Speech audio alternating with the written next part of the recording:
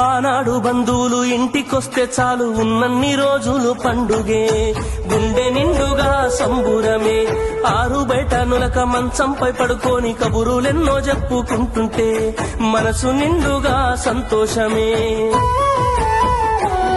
వాళ్ళు తిరిగి ప్రయాణం అవుతుంటే ఇంకో రోజుంటే బాగుండనిపించి ఎక్కే బస్సు వచ్చి వెళ్ళిపోయేదాకా చెప్పులు దాచిన జ్ఞాపకమే.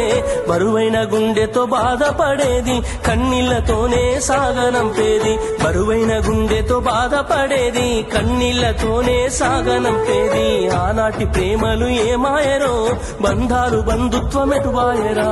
డబ్బు బంధాలే మిగిలేనురో, మనుషులే దూరమయ్యేనురా.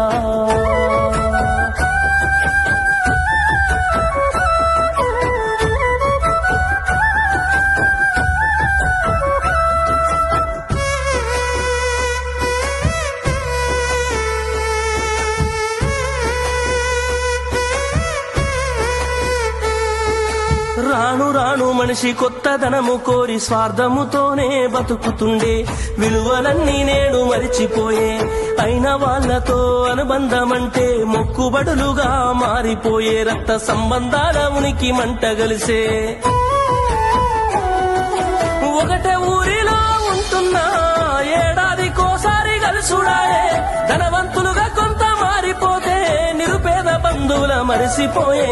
డబ్బున్న వాళ్లకు ఒక తీరు మర్యాద, నిరుపేద బంధువులకింకొక మర్యాద. డబ్బున్న వాళ్లకు ఒక తీరు మర్యాద, నిరుపేద బంధువులకింకొక మర్యాద. ఆనాటి ప్రేమలు ఏమాయరో, బంధాలు బంధుత్వమెటువాయరా. ఆనాటి ప్రేమలు ఏమాయరో, బంధాలు బంధుత్వమెటువాయరా.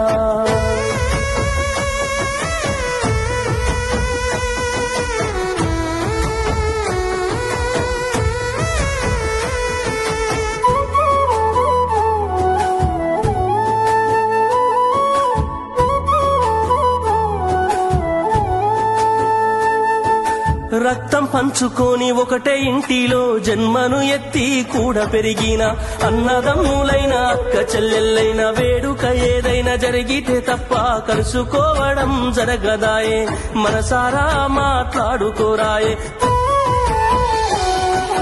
భోజనాలకు గంట ముందు వచ్చి పని ఏదో ఉందన్న సాకుతోటి మొక్కువడిగా భోజనం అయిన వెంటనే ఉంటామంటూ వెళ్లిపోవుడాయే.